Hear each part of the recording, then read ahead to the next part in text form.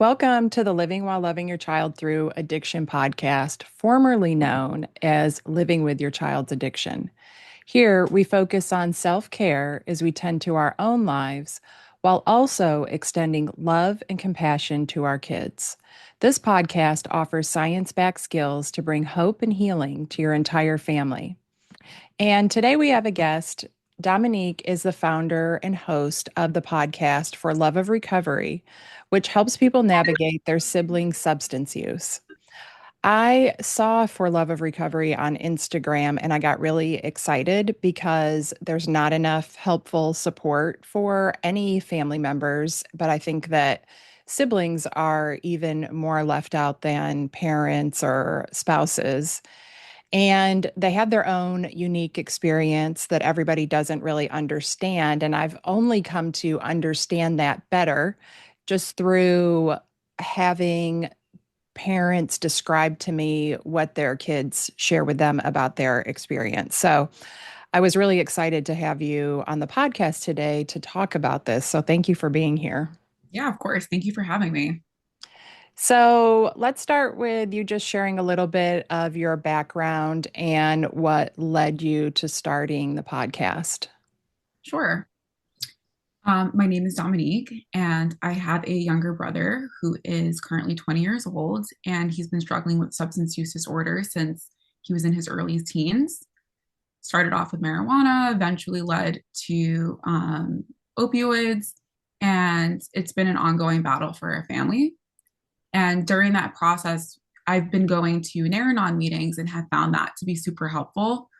But there was also this passion that I had to create some kind of change. I felt that I couldn't do that directly with my brother, but I wanted to make some kind of impact. And during this experience of going to Naranon, I really learned that there weren't a lot of platforms and resources for siblings specifically.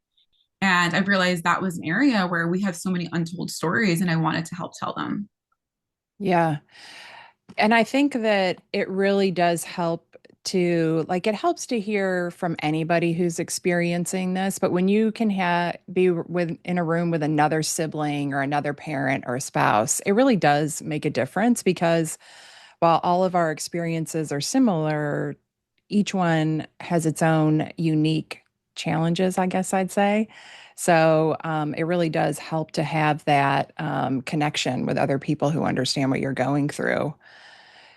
One of the things that I've noticed is that I think the sibling experience can be really misunderstood. And so I'm wondering if you can share some of the things ways you felt you were misunderstood or ways you've heard other people share with you that their experiences felt misunderstood. Absolutely. It's definitely a loaded question. I think if I'm looking at my personal experience, I think one of the ways that I felt understood is that I've kind of been given this perspective that I'm just his sister, and I don't want to say, quote, why do you care so much? But that's kind of like the feeling that I got from a lot of people is, why do you care so much? It's not affecting your life, or it's your parents, responsibility to pick up the slack and help your brother and do X, Y, and Z. Whereas I felt deeply impacted by my brother's substance use, especially because we're 10 years apart. And I've always felt that I resonated more with this mother role or caretaker role because I've always, been there to help him and do things. So while I'm not a mom and I'm not his mom, I really felt connected to this role of being his caretaker or part of like this role of being the older sister. And I felt inclined that there was something I needed to do. And I think that was really misunderstood by a lot of people as maybe a sister who is over involved or over invested in her brother. Yeah. Yeah, I mean, some of those words hurt. Justice sister, why do you care so much? I think it's always surprising to me how callous people can be in these situations without realizing it. Sometimes I look back on things I've said to people in the past too, and I've learned so much now that I am better. I certainly wouldn't say I know all the right things to say, but Some of these things are really helpful. And I agree with you that I like that you referred to yourself as a caretaker. And I have had actually siblings in my mom's coaching group because their role was so similar to a mom. And I can see how, for different reasons, why when you really love somebody, you might fall into that role. And even we're not dealing with addiction in my family, and my oldest sister is very motherly to me. There's a 10-year difference between us, too. And so I can see how you feel that way. And I'm wondering what would have been more helpful for you, like ways that people could have supported you that would have felt better than hearing those things. Yeah. Um, I think my mom has played a huge role in how I show up as a caretaker. She is, that is running through her DNA. My mom is the eldest of five kids, or the second eldest of five kids, the eldest of girls. And she's always been the caretaker for her parents and, naturally for my brother and I, and, helping my father with a lot of things. And I think I kind of watched that and looked at that as the role to, as like this is what a good mom or a good woman or a good parent does is they endlessly look after the people they care for. And I think I kind of internalized that. And I thought that me being a good sister or a good daughter or good whichever role meant doing the same thing. And my mom and I have talked about this, and it's nothing like too surprising, is I wish that I would have seen her take care more of herself and prioritize her own well-being. And I think that would have been more of a way to model the behavior that I wish I was exposed to more. Yeah. Yeah. Thank you for sharing that. I think, like, so any mom who's listening, here's your permission to take better care of yourself. I heard a quote once, and I don't remember the exact words, but it was just that, like, taking care of us is taking care of our kids, that it's not selfish to take care of ourselves. Like you mentioned, it sets a great example.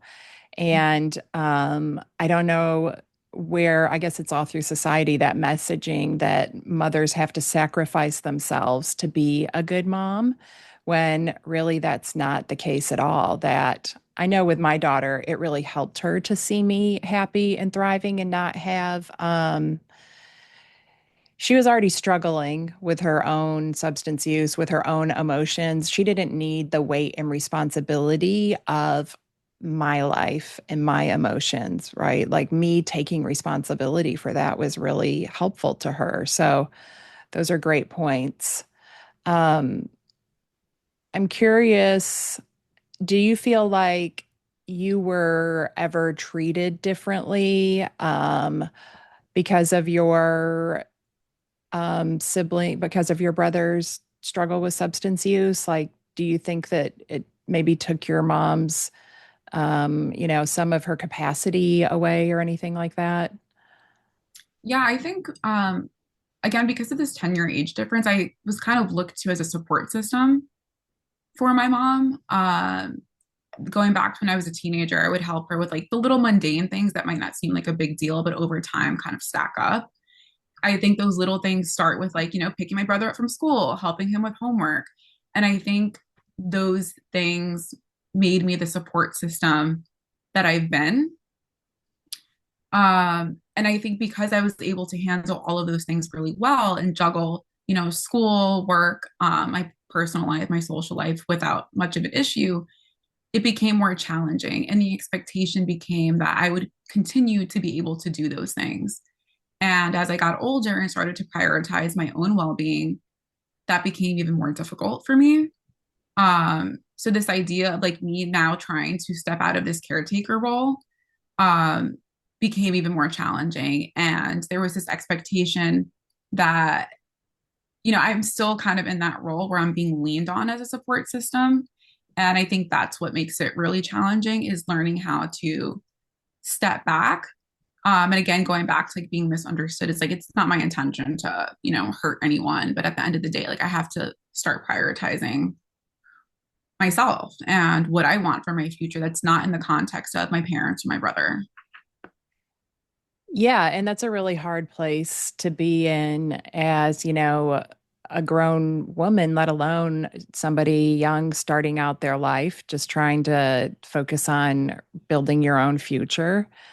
And, when you said I was looked at as a support system for my mom, I had kind of this flash of different clients who have signed up to work with me saying that generally it's their daughters have said to them, like, I can't be your only support system. I can't be the only person that listens to everything that you're going through. You have to go find somebody else to support you. And that's when they go and they reach out to find more of an expanded support system. So I think that's a really important point to make, how, like, it is important for us to work together as a family, and that's so helpful. But individually, we all need our own support system as well, because this is so hard. We're all just trying to find our way in life. And it is really easy to lean on somebody like a daughter that you're close to. But it's also important to remember that when we do that, it can be really hard. I can imagine those kids that said that to their moms, that they needed to go find other support systems, that it was really hard for them to have to say that.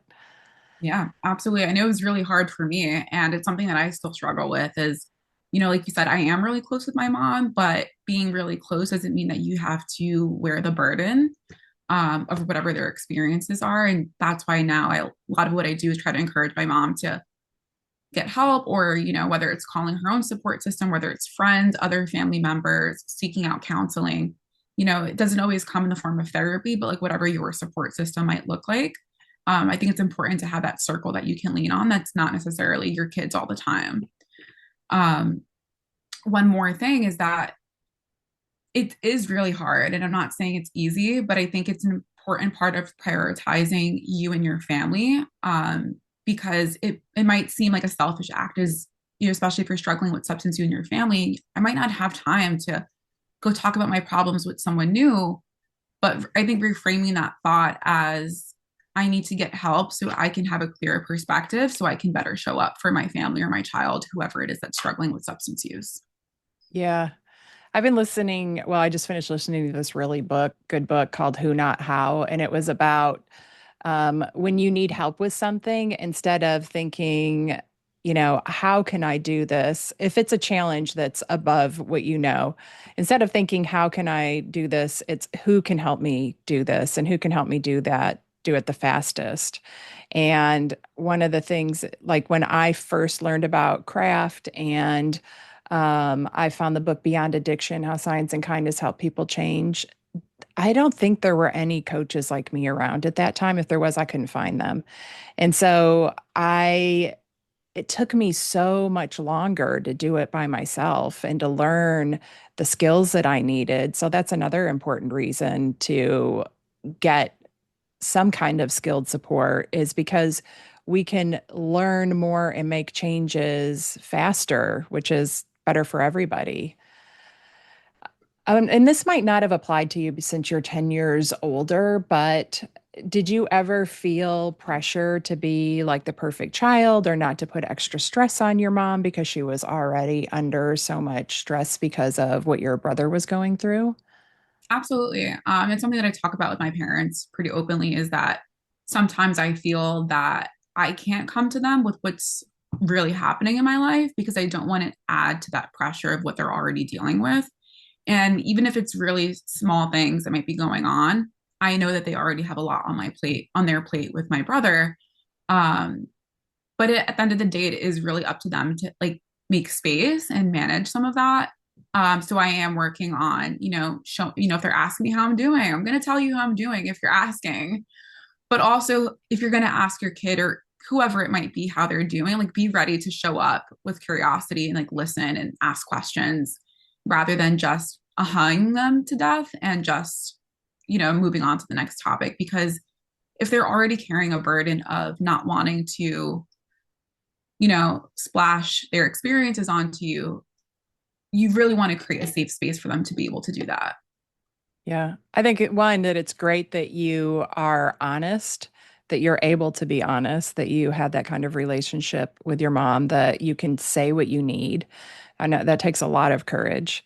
And it is a really important point that when just to really be open to the idea that while this feels like it's all about us as parents, it's really not. It affects the whole family. And a lot of times, what I'll hear is that the parent will spend a lot of time trying to maybe if the other sibling's having a hard time and they're not feeling necessarily as compassionate or sympathetic for various reasons, that the parent will spend a lot of time trying to convince them that they need to forgive them and get over it. And I can only imagine that that's got to be a lot harder too, that then it's just another instance of not feeling heard or feeling maybe left out. Yeah, that absolutely sounds right. I think there's a little bit of like invalidation that goes on sometimes when a parent or whoever doesn't fully understand that child or sibling's experience. That's why I think it's like really important to get to know like what their experience is and asking them those questions, or kind of reading the room on, if your child is acting in an atypical way than what they normally do, is picking up some of those signs where they might be struggling. This will also vary, I think, depending on where that child is in their adulthood or in their adolescence. Um, but I think, especially when they're younger, they might not be inclined to just come out and share with you how they're feeling, and they might not actually know how they're feeling. I think it's not until we're a little bit older that we get some of that emotional awareness to actually share what's occurring for us. So I think, like I said, genuinely approaching the conversation with a little bit of curiosity and wanting to know how your kid or whoever is doing. Yeah, yeah, those are great points. That curiosity is really important. It's so easy to get in that convincing role of like wanting to convince them of the way you see things because it seems like maybe that would be easier. And but that just creates resistance of instead if you're just really curious and open to each person's experience can be completely different and still valid and real because Absolutely. it's all happening through our own perception. Absolutely. I think both things can coexist at the same time, whether it's you as a parent, like your experience is going to be different because you are a parent. Whereas a sibling, your experience is going to be different because you're not that person's parent, but you are still going to communicate, respond, and behave in different ways. And it doesn't make that any less true for that person. I think in the context of siblings, it can be really hard because, especially if you come from the same parents or you live in the same household, exposed to the same kind of triggers, you might be expecting both of those siblings to respond in a very similar way. And I think that was some of the pressure with my brother, where, we grew up in the same household, we had the same biological parents, we lived in the same neighborhood, we're more or less afforded the same opportunities, yet we've responded to our environmental triggers in completely different ways. And I think my brother was, quote, dubbed the trouble kid or the bad kid because he didn't actually know how to respond in it and just manage his emotions in a healthier way. And I think those are sometimes ways that siblings can be pinned against each other, um, unintentionally. I think holding them to the same standard of how they're going to show up in the world or expecting less of them because another child showed up in a different way.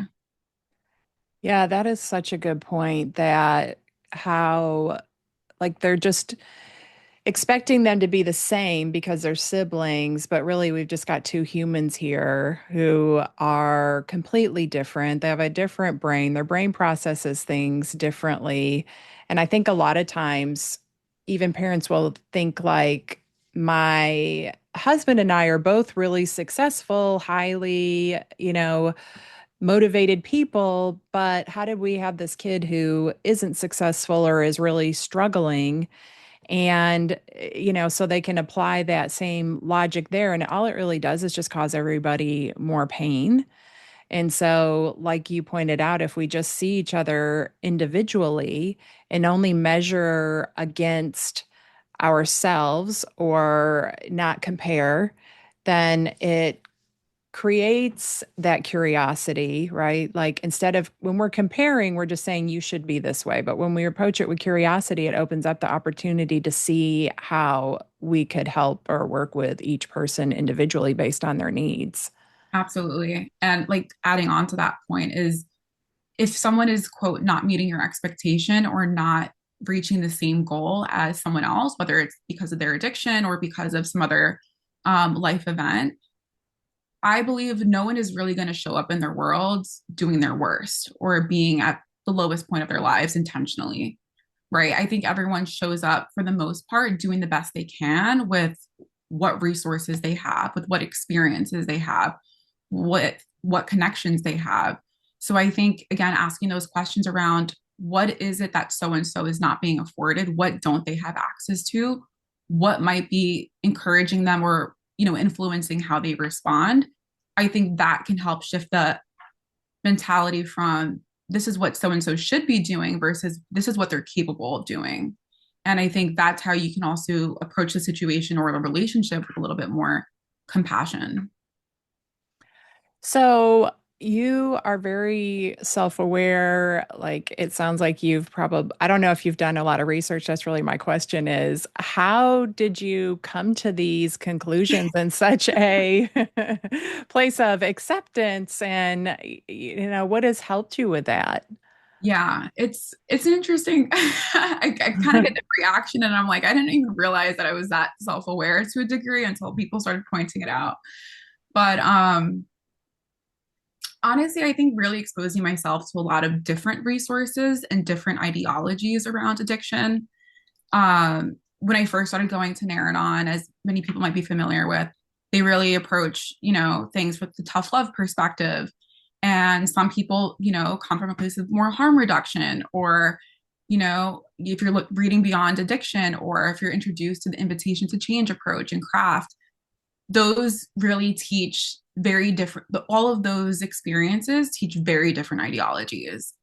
And I don't think it's necessarily about sticking to one program or the other, but I think it's really thinking about like the blend of ideologies that work best for you and understanding addiction through like multiple lenses. I think it's important to understand it through the scientific lens and understanding why addiction is categorized as part of substance use disorder. I think also understanding the emotional factors and the environmental factors are really important because it's not necessarily like a 1+1 is 2 approach. There are a lot of outside influences. And for me, I think where I've got what led up to this point is seeing the trials and errors in our personal life when it comes to my brother and his addiction. Quote, we've tried like the tough love approach where we've tried like distancing him as much as possible and cutting things off. That didn't necessarily work. We've tried like the compassionate and, being connected. And some people might interpret that as enabling, right? And that sometimes worked, sometimes it didn't. And I think at the end of the day, it's like doing what you can live with and understanding that there isn't going to be a one size fits all approach and just really exposing yourself to as many resources and perspectives as possible, I think is really going to help people navigate the experience a little bit more confidently. Yeah, I really like that. Doing what you can live with. It is so important because nobody else has to live with the consequences of the advice that they give you. And it's so easy for people to give that tough love advice, but they don't have to live with the consequences of if they cut their kid out of their life and maybe they never see them again. Right. So it is really important for us to remember that nobody else has to live with those consequences. We're the only ones. We have to do what fits in with our values. And that was what really helped me too. I started expanding what I was looking for as far as I had tried tough love. It wasn't working for me and it was only making things worse. And so I just started trying to find anything I could that was different. And it was just, putting all these little pieces together of maybe a YouTube video like Johan Hari's TED Talk about the opposite of addiction isn't sobriety, it's connection, or learning how some other countries were approaching supporting people struggling with substance use. So it does make a difference to have a really wide view of things. And I'm still learning new things and still trying to be open minded when I hear something and it makes me think, like, oh, that's not right. I'm still trying to be curious about these things that, that still could be even stigmas that, that don't have science to back them up. It takes a lot of work to get over, when society's full of stigma about something and families have to face a lot of that of getting pathologized, being called enablers or codependent or other things. And I'm wondering if you've experienced anything like that. Definitely.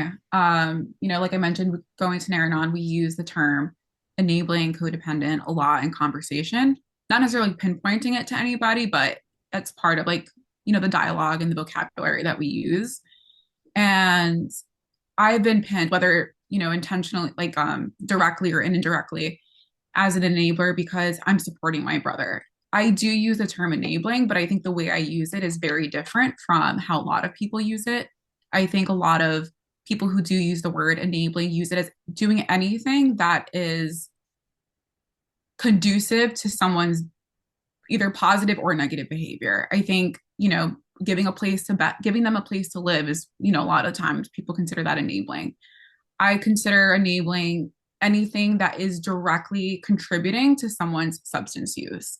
So providing housing, I don't consider that enabling, but I consider that a form of support.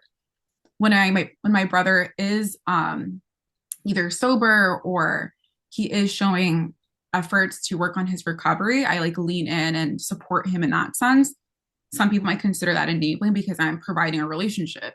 I don't believe that. I think it's an important distinction between providing someone with either the substance or providing someone with money to get their substance, et cetera, versus how can I show up with compassion and connection and just listen to them. So I think those definitions are going to vary from person to person or from ideology to ideology, but I think it's important to have your own understanding of what that means for you too. Yeah. Yeah, we can enable health and wellness. And so I try to use the word in that context to help people see it a little bit differently and talk about how it's not black and white and it can change even from day to day in a relationship. Because there were times where I wouldn't give my daughter cash, but when she was in recovery and not able to find a job yet, I was giving her cash, and it was really hard for my brain to make that transition. But having even some framework to help you work through those decisions of what is really helpful, what is a helpful way to support somebody versus a way that might be holding them back.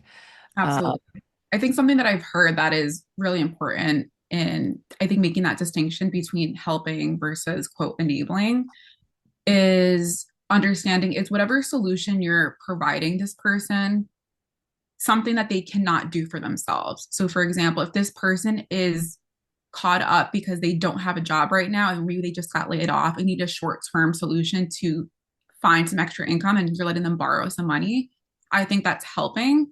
Versus if this person is sitting on themselves all day, doesn't apply for a job, that has no interest in applying for a job, and now you're giving them money with the likelihood that they're not going to repay you, I might consider that enabling a situation. mhm. So I think understanding that distinction between where that person's in their life, what the situation is, and what is the realistic expectation in this helping versus is there a false expectation that they're gonna respond to that in a different way? Yeah. Yeah, and I like the looking at what's a realistic expectation. That's really important. And then I think instead of calling somebody an enabler, it would be because a lot of times that's what you get, like, don't enable. And then that's the end of the sentence. Like, okay, well, what do I do?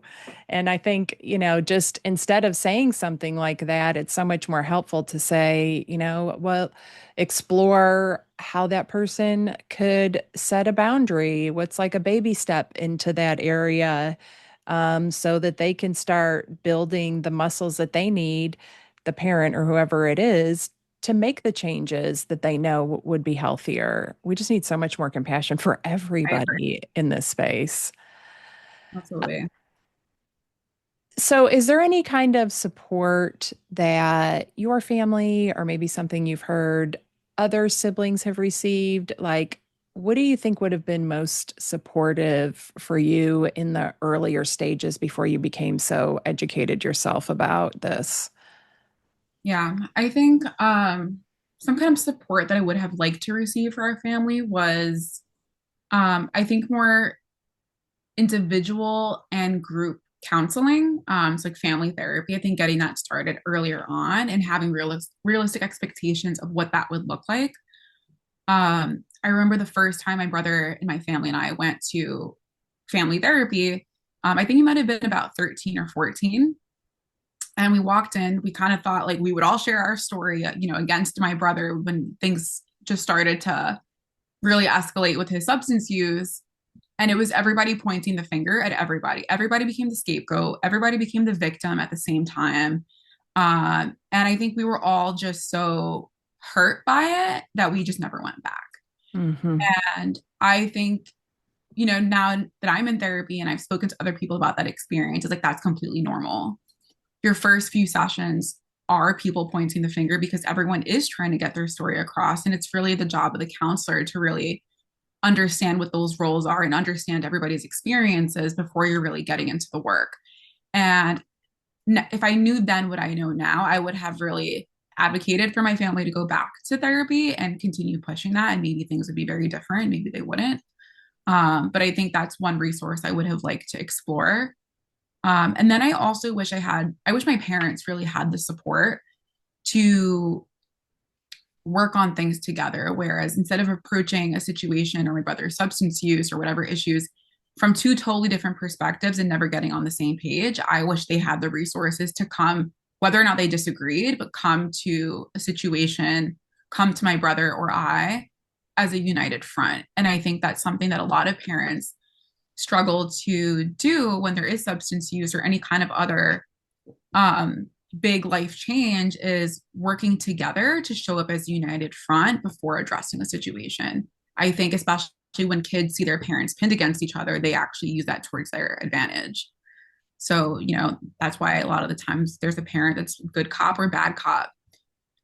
So I think showing up as much of a united team as you can, I think will definitely help, I think, a relationship, but also the entire family. Yeah.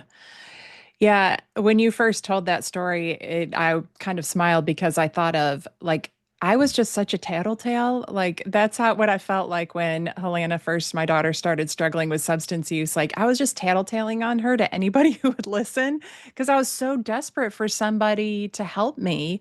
So everywhere we went, I'm just telling this horrible story about her of all the worst things she's done. One, hoping that she'll get it, right? If she hears me say it enough, like, maybe it'll sink in. And then, just desperate for help from somebody. And like you said, it is such a hard situation and everybody just wants to be heard. It's really important to find a skilled therapist who can handle such a difficult dynamic like that. I think it takes a really high level of skill to be able to navigate for three, five, whatever family members, for everybody to feel heard. And it is going to take time to build that, kind of to get that rhythm together.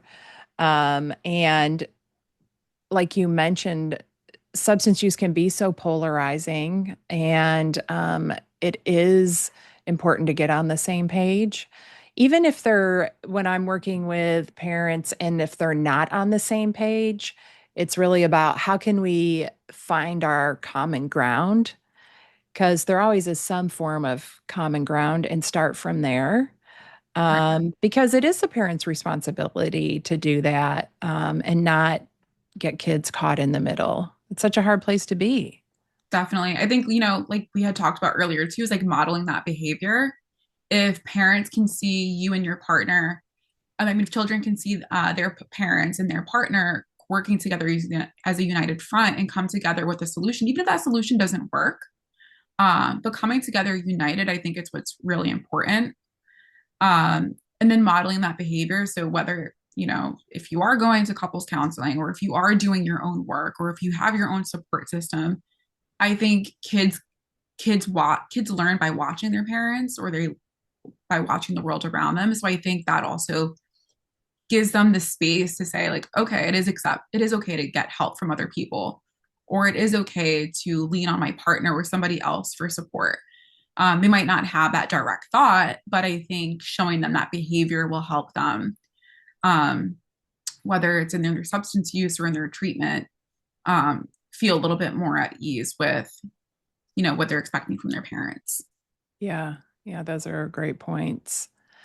So as we wrap up, I want to end on maybe, well, this has all been very positive, but thinking about any maybe positive experiences or lessons that you have taken away from your family's um, whole coming together over your brother's substance use. Yeah. I think I've gotten to the point where I can accept where my brother is. I don't have to necessarily agree with it. I don't have to like it. I don't have to, take control of it, but I can accept it.